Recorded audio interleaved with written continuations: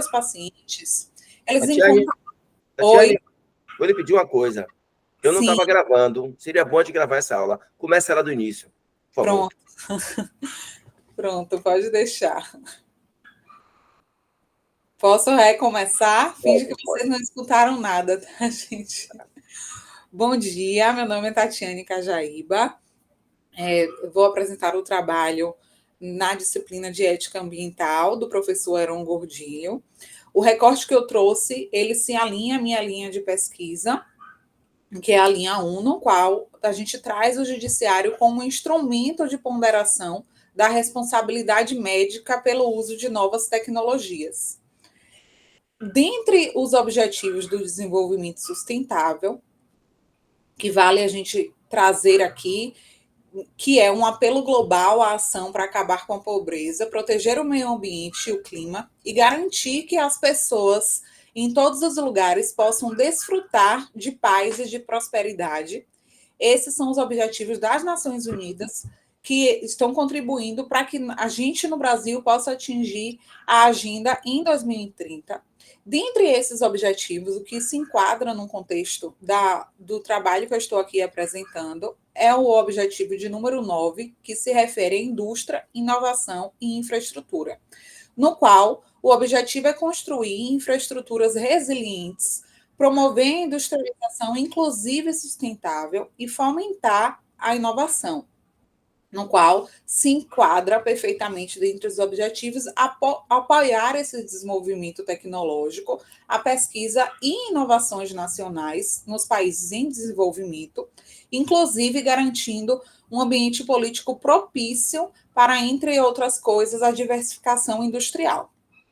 Então, nesse contexto que se enquadra, os médicos, ao buscarem utilizar essas novas tecnologias para salvar a vida e melhorar o prognóstico dos seus pacientes, eles encontram desafios, já que a atualização das normas vigentes, as resoluções do Conselho Federal de Medicina e a própria incorporação no rol da ANS, ela é lenta e não segue o rápido avanço da ciência. E assim, é nesse contexto que o judiciário ele acaba exercendo esse importante papel de balança quando surgem questões relacionadas à responsabilidade civil a partir de eventual advento adverso que ocorra no uso dessas novas tecnologias. E assim, Ricardo Lorenzetti, ele traz que, além dessa questão do uso em si, dos eventos adversos, a gente não pode deixar de frisar que o paciente que não detém o conhecimento técnico médico daquela tecnologia que está sendo utilizada, ele tem o direito de ser esclarecido sobre a técnica ou método que será utilizado em seu tratamento para que ele possa ponderar se vale a pena utilizar ou não, se ele está disposto a assumir os riscos que advêm da utilização daquele mecanismo. Então, ele leciona que o direito à informação é o direito de receber uma informação que seja capaz de neutralizar a hipossuficiência de conhecimentos peculiar ao paciente diante do médico, tornando possível um maior discernimento e trazendo esse direito de escolha consequentemente. E aí, como eu já vinha falando anteriormente, a medicina ela vem com essa evolução que muitas vezes acaba dificultando a própria compreensão do paciente para que ele possa exercer essa autonomia e possa ter essa tomada de decisão e evitar que seja surpreendido lá na frente após optar utilizar uma dessas tecnologias. E um dos estudos que tratam dessa evolução da medicina ele traz que o tempo necessário para todo o conhecimento médico dobrar em 1950 foi de 50 anos, em 1980 foram 7 anos, já em 2010, 3,5 anos, e em 2020 a projeção era de 0,2 anos, ou seja, apenas 73 dias. Então, a cada 2 meses e meio, o conhecimento médico no mundo dobra. E é diante desse cenário que a gente tem que, os médicos precisam analisar, utilizar essa nova tecnologia para poder salvar a vida desse paciente, mas ao mesmo tempo os riscos que esse paciente serão expostos. Então é nesse contexto que o judiciário acaba sendo o local aonde caso ocorra algum evento adverso, vem se discutir e se chegar a uma conclusão. Com relação à inteligência artificial, que é a capacidade da máquina produzir competências semelhantes às humanas, como é o caso do raciocínio, aprendizagem, o planejamento e a criatividade, ela permite que os sistemas técnicos eles percebam que o ambiente que os rodeia lidem com os problemas e busquem resolver esses problemas, agindo nesse sentido de alcançar um objetivo específico. Então, paralelo a isso, a inteligência artificial, ela vem tentar buscar minimizar esses problemas. E no uso dessas novas tecnologias também já tem se agregado a utilização da inteligência artificial.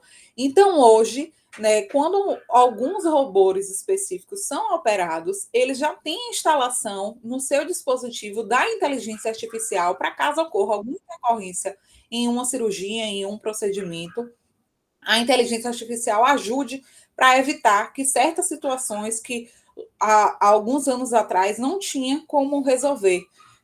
E aí levava em consideração essa ponderação, se vale a pena para o paciente se submeter àquele procedimento diante dos riscos ou não. Diversos são os benefícios listados no uso da inteligência artificial na medicina, desde a rápida pesquisa, a recuperação e a correlação dos dados, até a agilidade no diagnóstico, o monitoramento remoto dos pacientes em tempo real e a realização de procedimentos com maior segurança e precisão. Então, dentre os dispositivos médicos frutos do avanço tecnológico, destaca-se, segundo a própria OMS, né, há atualmente cerca de 1,5 milhão de dispositivos médicos no mercado mundial. Entre 2000 e 2020, os dispositivos robóticos tornaram-se essenciais nos cuidados da saúde. Por isso que a gente traz um destaque para eles aqui, porque é devido à própria maior flexibilidade que esses robôs têm em comparação com as ferramentas anteriores, que eram as ferramentas laparoscópicas convencionais, o procedimento e a sutura, eles acabam sendo realizados com maior precisão, reduzindo a possibilidade de erro do tremor nas mãos humanas, por exemplo, tornando mais seguro e precisa, e estima-se que essa tecnologia ela já proporcionou a realização de cirurgias minimamente invasivas para mais de 6 milhões de pessoas ao redor do mundo. Nas últimas décadas, desenvolvimentos tecnológicos em sistemas robóticos e tecnologia de informação permitiram ao cirurgião fornecer cuidados especializados em locais remotos também. Isso aconteceu muito na pandemia, com a realização de telecirurgias em locais de difícil acesso, em que o cirurgião ele faz essa cirurgia em um local remoto, ele não está lá fisicamente, e ela é realizada inteiramente pelo cirurgião remoto, que se encontra a milhares de quilômetros de distância, por meio da reprodução dos movimentos da sua mão através do robô. Segundo o especialista, uma das maiores vantagens dela é justamente essa questão da limitação geográfica, que reduz custos e permite acesso a um atendimento cirúrgico e rápido de alta qualidade, que eu acho que se enquadra bastante aqui nos objetivos da ODS, que é justamente trazer essa inovação tecnológica também para os países em desenvolvimento, já que a gente vai ver até a seguir com relação à ponderação do judiciário, os países desenvolvidos, a exemplo dos Estados Unidos, eles já aplicam e utilizam essa tecnologia muito antes da gente, por exemplo. Em especial, quando a gente fala das decisões judiciais aqui, nos Estados Unidos a gente consegue encontrar vários casos para poder exemplificar essa possibilidade de efeitos adversos, enquanto no Brasil a gente tem dificuldade em virtude de ser um uso mais recente, né? A própria resolução do Conselho Federal de Medicina, que vem regulamentar o uso do equipamento robótico, é uma resolução recente, do ano de 2023. Então, a própria regulamentação, ela aqui, num país em desenvolvimento, ela é mais tardia. E aí eu acho que se enquadra bastante dentre esses objetivos de inovação tecnológica das ODS. Os avanços tecnológicos na área da saúde, eles impulsionam a ponderação acerca da atribuição da responsabilidade civil por evento adverso. E aí, as demandas indenizatórias por eventos adversos na cirurgia robótica nos tribunais norte-americanos, que é o que a gente acaba encontrando maior referência. Lá questiona-se quem deve responder quando há o dano a um paciente submetido a uma cirurgia robótica: o médico ou o fabricante do equipamento? O médico e o hospital, diante do evento adverso na intervenção, em tese, alegam que há defeito no próprio robô e, consequentemente, a responsabilidade é do fabricante. Já o fabricante, por outro lado, ele traz a sua defesa, alegando que o dano decorre do erro médico, ou que ainda a má conservação ou incorreta regulagem pelo robô pelos prepostos do hospital.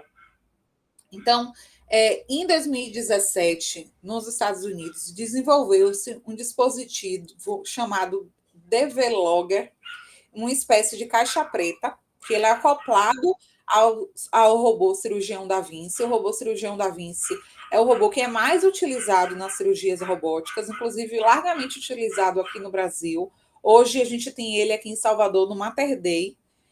Eu acho que tem um outro hospital também, mas realiza diversas cirurgias, que faz a gravação do vídeo durante a cirurgia. Essa caixa preta, né, como eles denominaram, ela emite um alerta ou um aviso de erro, caso ocorra algum erro ali no sistema, e ela consegue verificar se há um mau funcionamento do próprio robô que realizou inesperadamente algum movimento. Então, ocorrendo um evento adverso, busca-se essa caixa preta dentro do aparelho para verificar: será que foi um médico que foi sinalizado que tinha ocorrido alguma falha ali do robô e ele insistiu naquele procedimento? Então a culpa é do médico, há essa responsabilidade do médico ou não, ou que de fato há um funcionamento do sistema do robô, que não houve qualquer aviso para que o médico pudesse parar o procedimento, pudesse interromper, e essa responsabilização seria do fabricante. Então, as demandas indenizatórias nos Estados Unidos, elas trazem alguns quesitos. A primeira, que seria a responsabilidade do médico, a responsabilidade por culpa médica, especialmente a imperícia, decorrente desse treinamento insuficiente ou violação do dever de informar o paciente, que é a questão do consentimento livre e esclarecido, no qual o paciente ele deve ter esse consentimento antes da realização do procedimento, sabendo dos riscos que podem advir da escolha daquela tecnologia para realizar a sua cirurgia. A segunda hipótese é a responsabilidade do hospital por má conservação desse robô ou incorreta esterilização dos instrumentos robóticos pelo seu preposto, desrespeitando as orientações do fabricante. A falha do hospital em manter uma adequada política de treinamento dos seus médicos em cirurgia robótica, quando os médicos estão vinculados ao hospital nessa hipótese, e a responsabilidade do fabricante por defeito do produto ou falta de informações sobre a utilização ou os riscos associados. E aí, nos Estados Unidos, tem uma decisão que chama a atenção, que é uma decisão até um pouco antiga, considerando o tempo que eles já utilizam, né, essa tecnologia, que foi na Pensilvânia, no qual julgou a resolução de um caso contra o hospital, sem análise de mérito, por entender que o paciente ele não pôde produzir a evidência ou a circunstância da condução defeituosa do robô na fase de produção de provas e não conseguiu contextualizar esse nexo entre o defeito do dispositivo e o dano sofrido. Diferente do tribunal e do entendimento da legislação brasileira, na qual, nesse tipo de relação, existe uma relação consumerista e há uma inversão do ônus da prova, a responsabilidade objetiva do hospital. Nos Estados Unidos, o que prevalece é que o autor ele precisa de fato comprovar esse dano. Então, a prova pericial nos Estados Unidos é uma prova que ela é considerada muito relevante. E o fato do autor aqui, ele ter de fato, ele se submeteu à cirurgia e durante o procedimento, o robô, sim, ele exibiu uma mensagem de erro e a equipe tentou reiniciar a plataforma robótica várias vezes para conseguir continuar a cirurgia. O médico acabou tendo que concluir esse procedimento com o equipamento tradicional de laparoscopia. E após concluída a cirurgia, decorrido alguns dias, o paciente sofreu de disfunção erétil e dores abdominais, o que impedia dele dormir ou sentar confortavelmente por longos períodos. Nesse sentido, quando ele ajuizou a ação em face do fabricante e do hospital, foi excluído o hospital do polo passivo, estando o pleito seguindo apenas com relação à responsabilidade objetiva do fabricante, que o fabricante sim responde por defeito do produto de ordem objetiva, porém, o entendimento é que caberia a ele ter provado que o produto estava com defeito e que esse defeito existia enquanto o produto estava sob o controle do fabricante. E que esse defeito foi a causa imediata dos danos sofridos pelo autor. Então, aqui nesse caso, ele não teve o pleito atendido, porque caberia o paciente demonstrar a ocorrência desse defeito por meio de evidências circunstanciais da ocorrência de um mau funcionamento ou por meio da evidência que elimine o uso incorreto de produtos ou causas secundárias para o acidente. Nesse caso, aí, o que eles fixam mesmo pelo entendimento é que ele não trouxe nenhuma prova pericial de um especialista mesmo para apoiar e corroborar as alegações de defeito do robô. Quando o paciente ele traz nas alegações dele, e a gente, se for comparar em sede dos tribunais aqui do Brasil, faz até algum sentido a fundamentação dele, porque aqui a gente não tem essa exigência de uma perícia técnica tão relevante, porque temos a inversão do ônus da prova para o consumidor nesse tipo de relação. O paciente defendeu que o robô ele era suficiente para ser verificado pelos jurados na sua especulação, e não era necessário o relatório de um perito, por entender que a situação de falha da plataforma era óbvia e que o cirurgião que realizou sua operação, ele testemunharia durante o julgamento não apenas sobre a sua condição médica pré e pós-operatória, mas também sobre o mau funcionamento do robô. E mesmo assim, mesmo com a prova testemunhal do cirurgião, o tribunal acatou a alegação da empresa demandada, no sentido de que o autor ele não exibiu nenhum relatório de especialista contendo qualquer crítica ou que falasse em relação ao design ou defeito de fabricação daquele robô específico, e seguiu essa decisão dessa forma. Então, o Tribunal de Apelação, em 2010, novamente, confirmou o julgamento do Tribunal Distrital, sob o argumento de que a decisão ela foi apropriada, pois o paciente falhou em demonstrar uma genuína disputa do fato relevante. Mais importante ainda, que não há evidências que permita ao júri inferir que a disfunção erétil e a dor na virilha foram causadas pelo suposto mau funcionamento do robô durante a cirurgia. Então, é interessante porque o tribunal nos Estados Unidos ele traz um posicionamento que, em regra, se a gente levar à luz da legislação brasileira, é diferente do que a gente encontra aqui. Eu já trouxe essa parte aqui. No entendimento dos tribunais dos Estados Unidos, cabe ao demandante provar que o produto estava com defeito e que esse defeito existia enquanto o produto estava sob o controle do fabricante. E, além disso, que o defeito foi a causa imediata dos danos sofridos pelo autor. Então, o autor ele não teve êxito nessa demanda. Quando a gente traz à luz do ordenamento jurídico brasileiro essa responsabilidade civil na cirurgia robótica, nós temos algumas classificações dependendo de que o dano decorreu. Esse dano, ele decorreu do serviço essencialmente médico, dos atos praticados exclusivamente pelos profissionais de medicina, implicando formação e conhecimento médicos no caso. Nesse caso, reconhecida a culpa do preposto do médico, que é um médico do hospital, responde solidariamente ao hospital. O médico vai responder pela culpa na negligência, imperícia ou imprudência, a depender do que for classificado a sua conduta. E se o médico ele não tenha vínculo de preposição com o hospital, apenas alugue aquele espaço para realizar o procedimento com o auxílio do robô, o hospital não tem responsabilidade solidária pela conduta culposa do profissional nesse caso, se for comprovado que, de fato, o dano decorreu exclusivamente por culpa daquele médico que está realizando.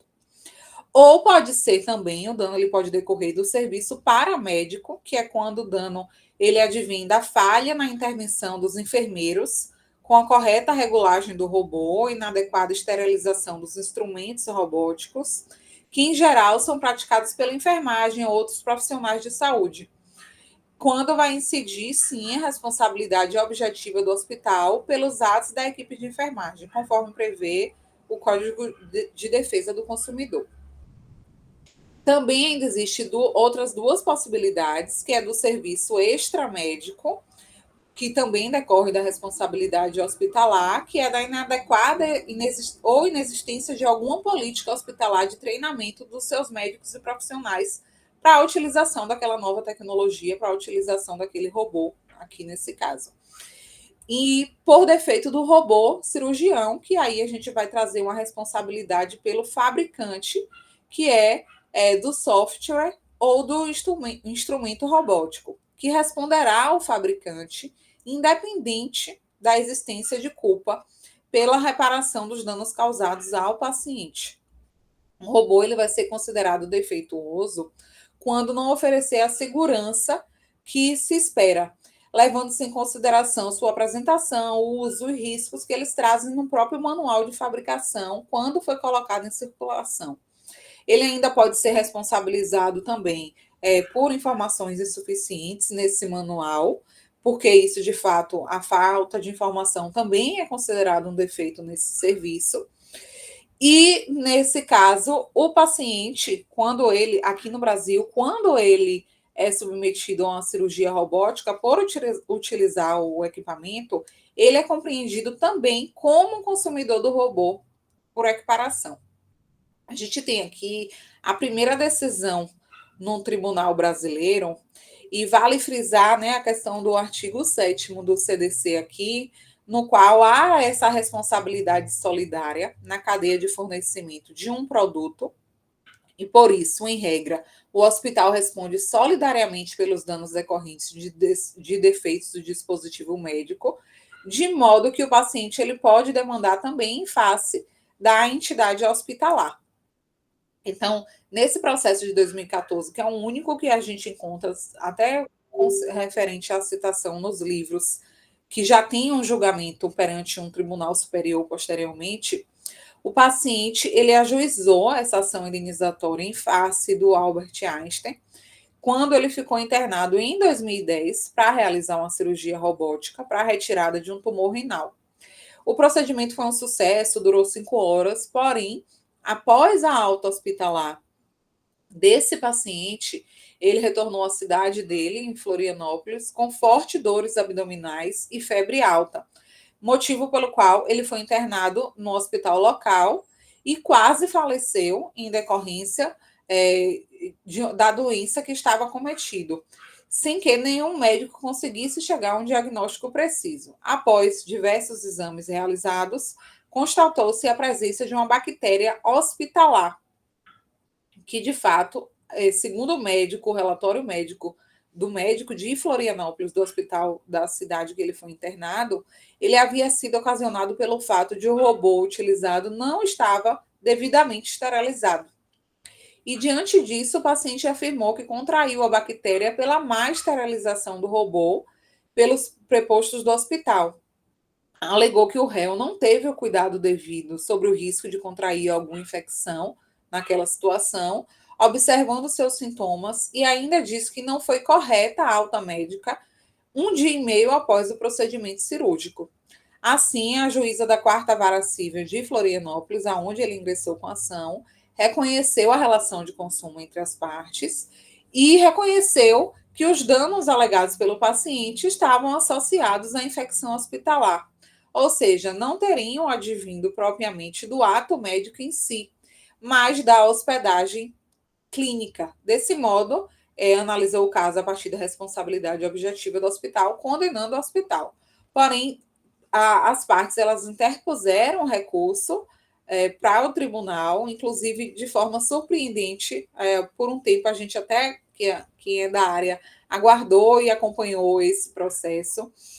e, de forma surpreendente, o julgado ele foi reformado, e aí a gente passa a analisar o caso de uma forma mais densa, mais concreta, e não só com relação à responsabilidade objetiva do hospital. Na contestação, um dos argumentos do hospital é que o serviço de hotelaria e de fornecimento de insumos posto à disposição do autor e do médico ocorreram de forma adequada.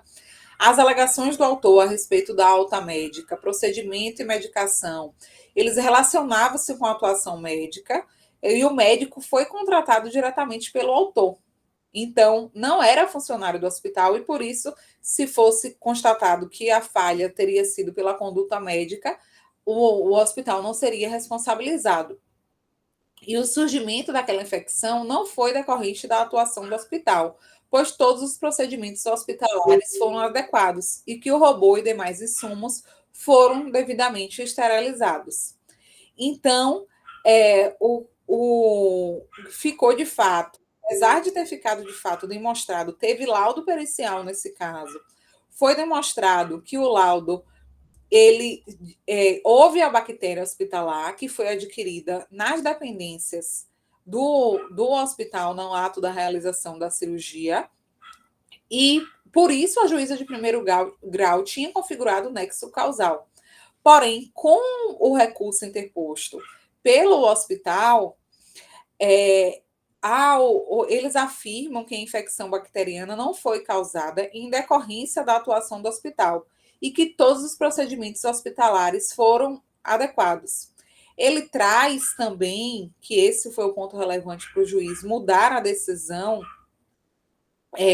que é impossível falar em índice zero ou nulo, pois o próprio Ministério da Saúde, em portaria criada para o controle de infecções hospitalares, ele dispõe que, quando você faz um procedimento no hospital, o que busca-se é a redução máxima de possível de qualquer incidência de gravidade de infecção e não a erradicação.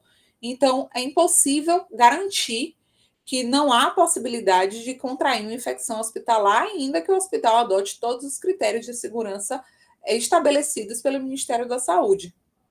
Então, esse foi o motivo, diante desse cenário, o reconhecimento do tribunal é que não há, no contexto probatório, a presença de pressuposto para a responsabilização do hospital, pois não há demonstração de ato falho na prestação do serviço executado pela instituição hospitalar, a fim de caracterizar o nexo causal entre ilícito e o suposto dano suportado.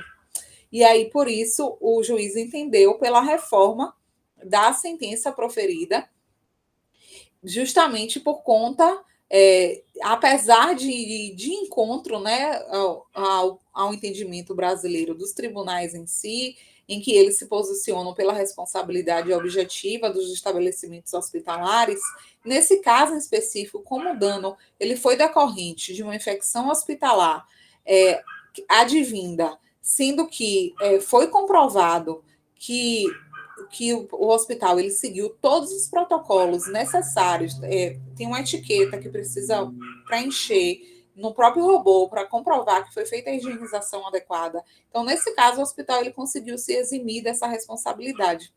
Esse julgado foi bem interessante justamente por conta dessa mudança da decisão e também de contrariar a regra geral do entendimento dos tribunais brasileiros. Enfim, me delonguei um pouco aqui na apresentação, mas tentei ser o mais breve possível.